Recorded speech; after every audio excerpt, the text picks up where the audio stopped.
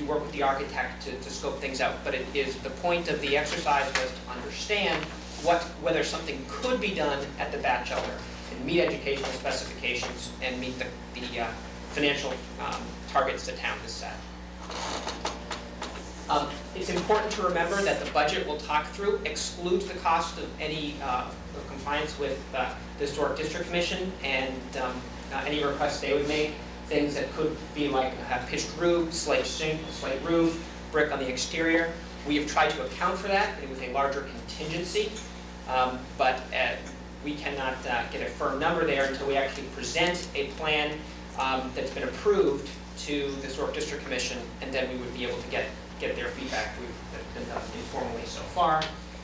This new building would have 29 classrooms, including dedicated spaces for art and music and computer. It's important to note that students will be relocated for the 2-year duration of the project. So you'll have to find a place to house the students. I'm going to go through the next pages relatively quickly. They're really just to give everyone a flavor for what the building would look like. You can see on the site plan the old building right here. That would remain. This is where the annex is today. That would be torn down and a new structure put in its place and then added in a couple of directions to create the roughly 65,000 square footage of space that would be required to house the students on the site. There would be some parking. Preliminarily, you put parking here and some drop-offs. Those would be subject to some changes. You actually went forward to schematic design. What would it look like? This is an elevation from the side, very rough, to give people a sense for what it would look like. This coming up Park Street. And I'll skip through the floor plans relatively quickly. This starts with the top floor of the old batch today. And you can just sort of see how the classrooms would lay out. Moving down to the 3rd floor, which would then connect over to the new addition. And the 2nd floor, where you can see the new addition, and where preliminarily you might put a cafeteria and gym. And then finally to the ground level, where you can see the rest of the plan. Relocation is an important aspect. Relocation would cost roughly $3 million. If you think about the current bachelor community, the school committee, as they've looked at relocation options, and the superintendent have thought to split it into 3 parts. The kindergarten and 1st graders who would go to the Hood School, where modulars would be added. Grades 2 through 4, which would go to this building right here, the Murphy Center. The land out back would be become a modular city, basically, and link it to the existing facilities here for the cafeteria and plumbing and sewer, septic. And then the 5th grade would go to the middle school, where 4 modulars would be added to the middle school. One other quick note, the pre-K would actually stay at the Little. It had been planned to move to the Hood, space permitted. What will all this cost? The bachelor renovation plan would in total cost the town roughly $20 million. And let me step through this in a little bit of detail. First part is the construction cost, which our architects, in combination with their estimators that they use on projects, estimate this would be $12 million. And that includes a 15% construction contingency. The second part are the soft costs. We have to pay for the substantial amount of design and project management that our architects will need to do in the project. We've got furniture and equipment, technology, and various other costs to actually complete the building. Finally, there's relocation. We talked about the $3 million cost. We would actually lease modulars for 2 years because that would be most cost effective. We'd actually have to spend about $1 million to install them, get utilities hooked up, modify them, etc. That brings the total cost to $18 million. Now, that $18 million is theoretically reimbursable. The state has some rules, though, as how they think about reimbursement. The state has a formula that's relatively detailed. This square footage that the state uses is based on pupils and an amount excess above the number of students. This is not actually the size of the building we would, in fact, construct. It would actually be 65,000 square feet, but the state formula is purely for reimbursement, so just to be clear, since that's different. But that actually yields a reimbursable cost of roughly $12.5 million. The difference is $5 million, and that is money that the town would appropriate and not be reimbursed for from the state. We would then have to add the financing costs, which we've estimated with the town finance director, which would roughly be the total amount here, $16 million over the course of the 20-year bond and 5-year note. So the total cost would be $34 million. Then there's the state share in its reimbursement. We base that actually on 60.4%, which is the current rate for projects of 54% with adding some credit for maintenance and a few other items. It is not 60, it's not a 68% number. This is what we believe, and we can talk later about the state's current plans here. But we believe this is the best that we would achieve. So the total cost of the town would be $20 million. On a tax basis, if you think about the average tax rate impact over 25 years, you can see it's roughly going to be a couple $100 per house, depending upon the valuation. The peak year would be roughly $100 or more above what the average year would be. So that's the Batchelder School. Now to switch to Swan Pond for a second and add some more background there. This would be entirely new construction, so versus the Batchelder, which is renovation. It's a roughly 40-acre site controlled by the school department. It was actually acquired as a school site over 10 years ago. I'm sorry, 30 years ago. It's located off of Swan Pond Road. What would happen is 12 acres would be cleared for the building and the fields. We can talk more about some of the engineering that's been done on that site already, but we do have a location for septic on that site. And it would again provide 29 classrooms, so functionally this school would provide the sufficient space for the school population. The students would stay in the Batchelder until it was actually complete. Again, we have some detail. This detail is different in that it's schematic design. The town has spent more time with its architects developing this, so this is a little bit more fleshed out. This is a rough design of what the school would look like on the site, and then what the exterior view would be. And then the floor plans, it's a simpler floor plan because it's only on 2 levels rather than 4. There's the second. Going to costs as well, the total cost here would be roughly $12 million. And I'll step through this a little bit quicker. Our architects again have estimated the cost with estimators for this project would be roughly $11 million, and that would include a 10% construction contingency. We have soft costs, which would be, again, furniture and equipment, design fees, etc. But there is no relocation. There are a few other improvements to Hannah Braves Way, but the total project cost for Swan Pond would be $14 million.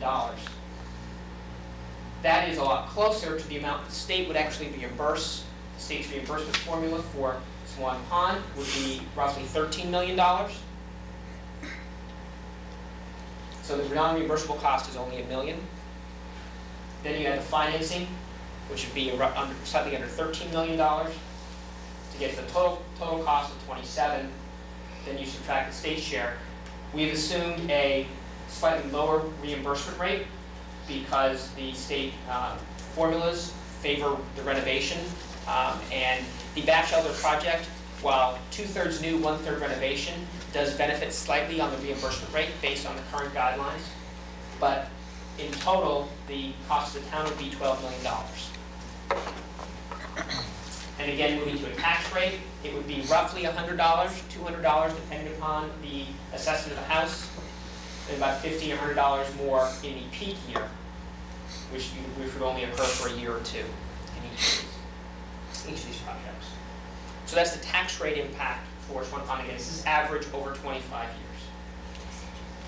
So to sum up, as the school building committee looked at all the factors that members of the town should think about in evaluating the options, there are a couple things that stuck out in our mind as important. First was cost. Everyone talks about cost, obviously very important. It's a lot of money. There's the relocation plan. People need to be comfortable where the students are going to go, how they're going to be housed during whatever project we undertake. There's a historic impact. The Swan Pond School will be located away from the town center. Renovating the Batchelder is taking place in the historic district of the town. There's the design. The design flexibilities we'll talk about vary between the two sites. What the design will actually yield in terms of the school is different, and people should understand the differences and decide which they prefer. There's a location in town. The Batchelder is obviously in the center of town. Swan Pond will be on the east side. And open space. The impact of open space, whether that be existing community open space or open space in terms of natural wilderness. We talked about cost as being an important issue. Just to summarize, the total cost of the town, principal and interest over 25 years for renovating the Batchelder will be $20 million. For Swan Pond, it'll be $12 million. Now, on a per square footage basis, these numbers for construction are actually very similar. So the amount purely just to build the building on that site, whether you build it in the Batchelder and renovate the Batchelder or build it new in Swan Pond, the construction cost will be roughly the same. So the construction cost will not be that different between these two locations. It's important to remember that at the Batchelder, there's several $1 million of relocation cost, and that is not reimbursed because of the state's reimbursement limits. And so that makes the Batchelder cost significantly higher than Swan Pond. The tax impact is $218 versus $132 for Swan Pond. To summarize the rest of the factors quickly, we talked about cost already. Relocation, if you renovate the batch, there will be 2 years of relocation required. There will be no relocation required at Swan Pond. The historic, in terms of historic impact, both the Historic District Commission and the Zoning Board of Appeals will need to approve changes to the Batchelder site. That is not true at Swan Pond. In terms of design, design is a very subjective sort of criteria. One way to think about it is purely the number of floors of the site of the facility. If you renovate the Batchelder, it will be a 4-floor facility because you need to connect to the existing building. At Swan Pond, we believe that would be a 2-floor building. The location in town, center versus east end, people have different preferences. And finally, open space. And there's going to be less open space regardless of which plan is chosen by the citizens of the town. It will either be less in town center or less at Swan Pond. Either way, in the short term, that would be true. And that's it. All right, well, thank you, John. Appreciate the information. And just to clarify, now that's the SBC's responsibility in dealing with these two issues is purely to bring forward the information. Are you guys actually going to be recommending one plan over the other? We do not recommend. We provide the information to the school committee, which then ultimately makes a decision as to what plan they want to propose to the state and ask for reimbursement on it. Excellent, thank you. All right. Okay, now that we've had the presentation, I'm going to open it up to questions. And so I'll ask the first question. And based on something that Jonathan said in his presentation about going before the Historic District Commission, I'm going to go right at Howard and ask basically, has the Historic District Commission in any way taken a vote or approved one or the other plan, or in this case, the batch renovation plan, which is really what affects your group, if I understand it correctly. And if you have, can you give some basis on the decisions that you've made? Certainly, Todd. Where we are right now is a little more complicated than it might seem, but let me summarize. First of all, we actually do not have an official proposal on our desk, so we were not able to take a formal vote. And the reason for that goes back to what Jonathan was saying earlier. We have preliminary designs on the batch reuse and addition. We do not have schematic designs. And since that can change the slope of a roof, the amount of the footprint, the materials that are used, those are all things that the Historic District Commission has to consider when deciding whether a plan is appropriate or not. However, knowing the situation at hand and knowing the political nature of everything going on right now, we did take what I will call a sense of the commission vote of sorts to have a discussion a number of months ago. And we did this before the town meeting at which this was discussed. Of the 7 members present, which is the entirety of our board, all 7 are opposed as it stands today to the proposal to expand and renovate the batch for a number of reasons. First of all, it is the footprint of what it takes on the space in the common. area, there is space that the town uses, there is the way the design of the area looks, there is